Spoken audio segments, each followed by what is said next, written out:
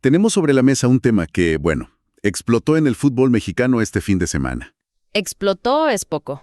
Estamos hablando del sorpresivo traspaso de una de las mayores estrellas de la liga, el español Álvaro Fidalgo. El capitán del Club América. Exacto. Deja de ser el capitán para irse al Real Betis en España.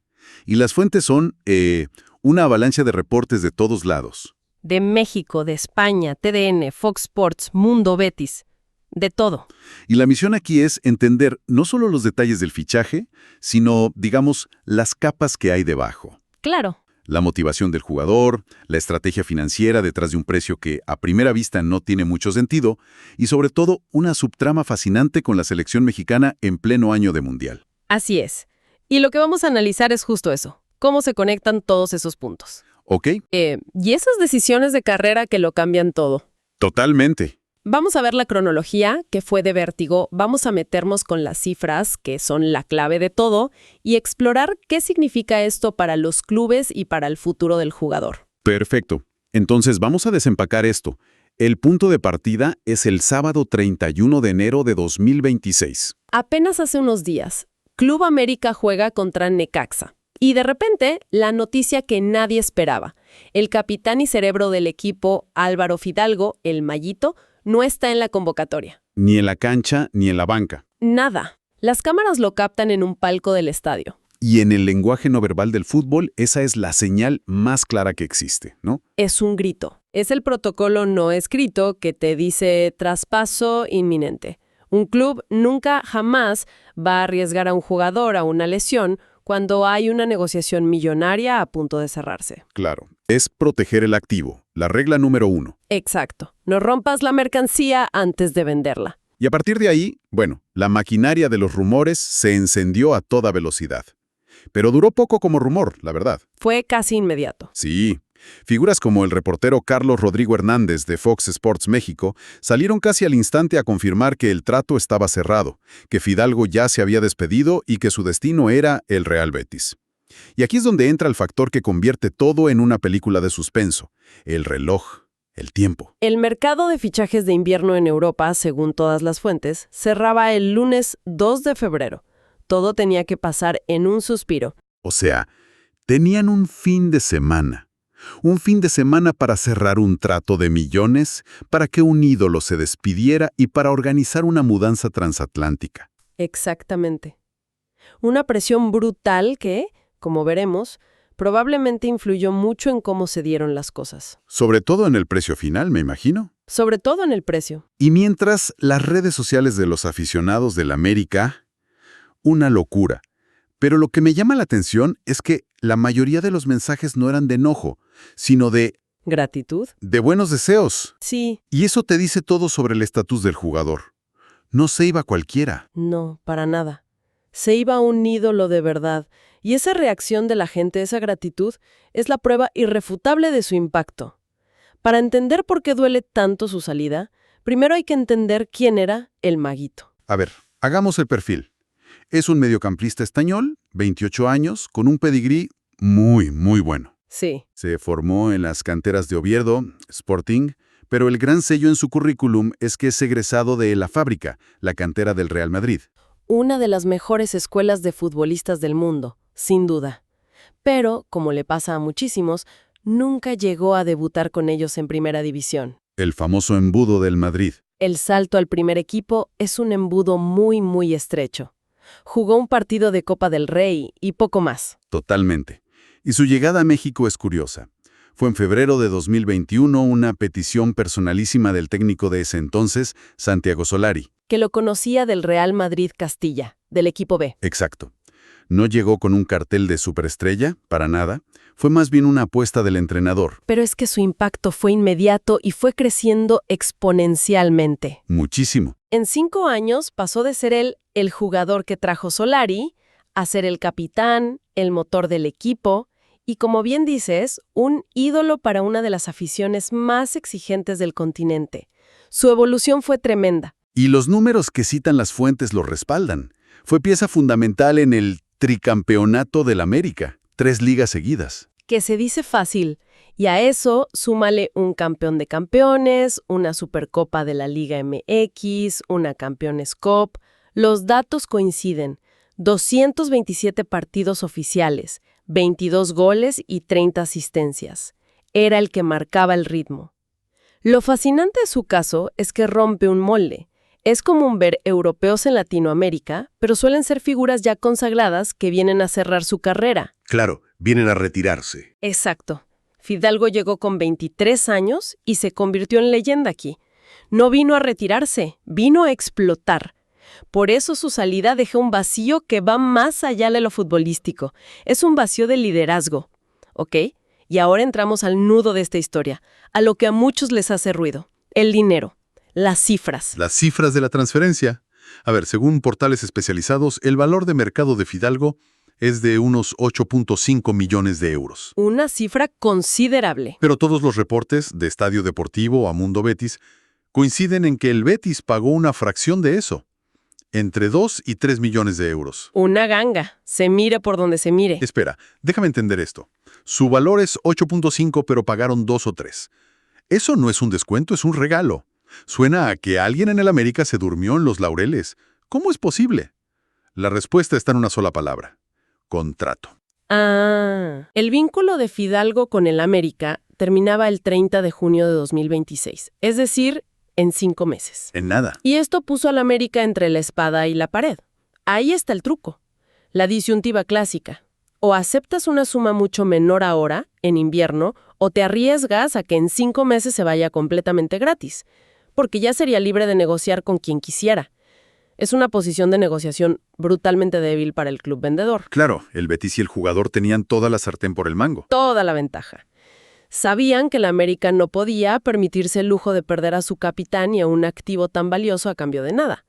Así que esperaron, hicieron una oferta a la baja y el América, pues, no tuvo más remedio.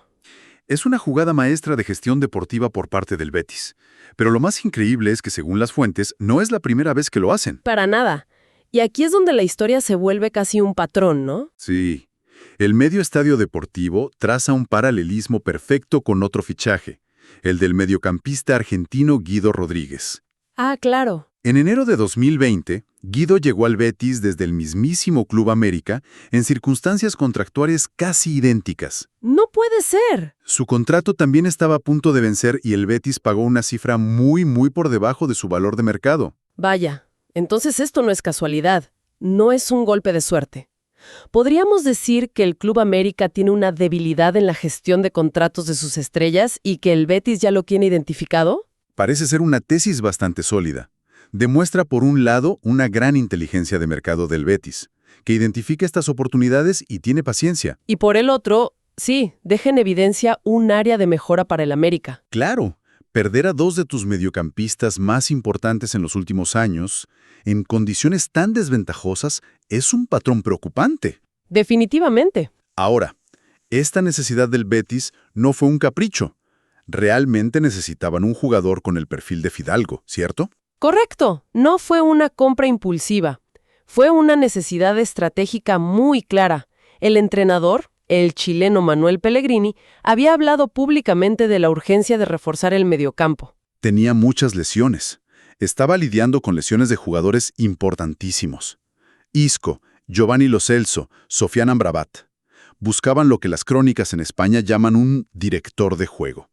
Y Fidalgo le encaja como un guante a ese molde.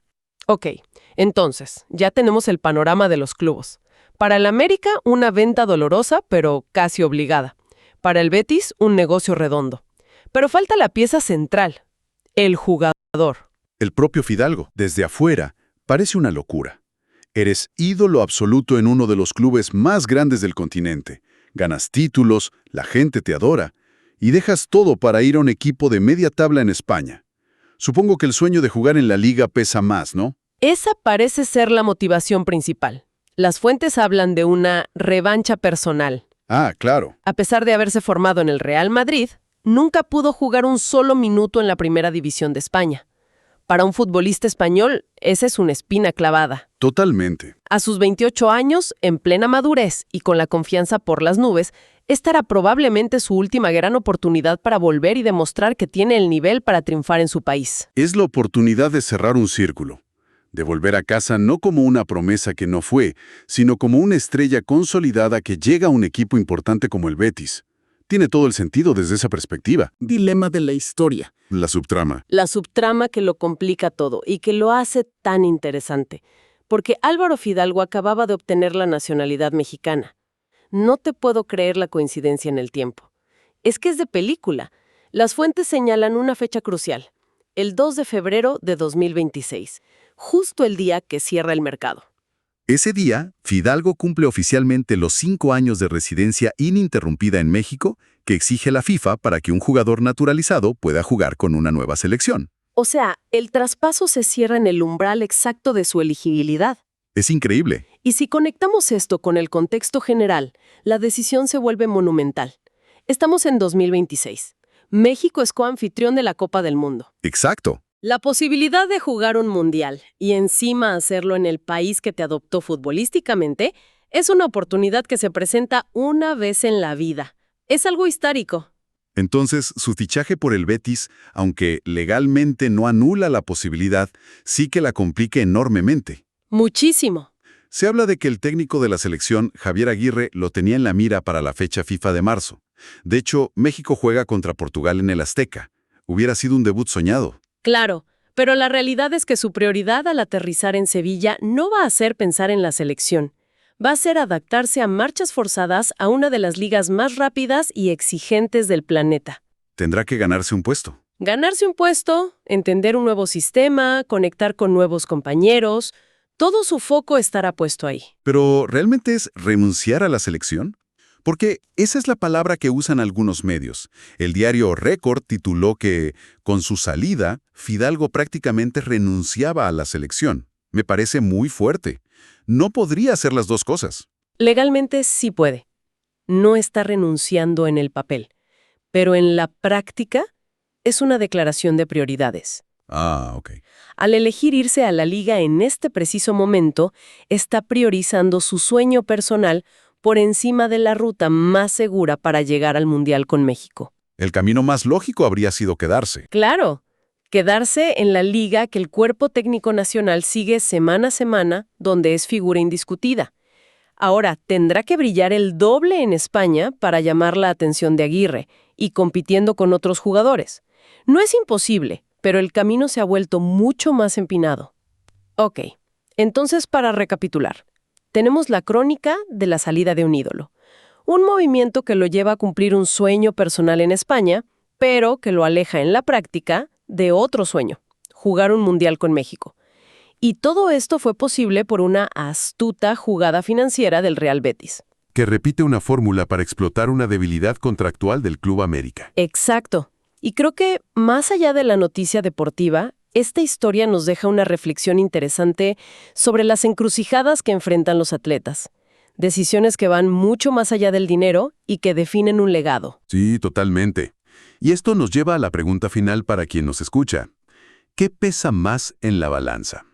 ¿El sueño personal de la infancia, esa revancha de triunfar en tu país de origen? ¿O la oportunidad histórica, quizás única, de representar a tu país adoptivo, el que te convirtió en ídolo, en una Copa del Mundo que se juega, literalmente, en tu casa? No hay una respuesta fácil. Y la de Álvaro Fidalgo comenzará a escribirse en los próximos meses, tanto en las canchas de España como en la libreta de Javier Aguirre.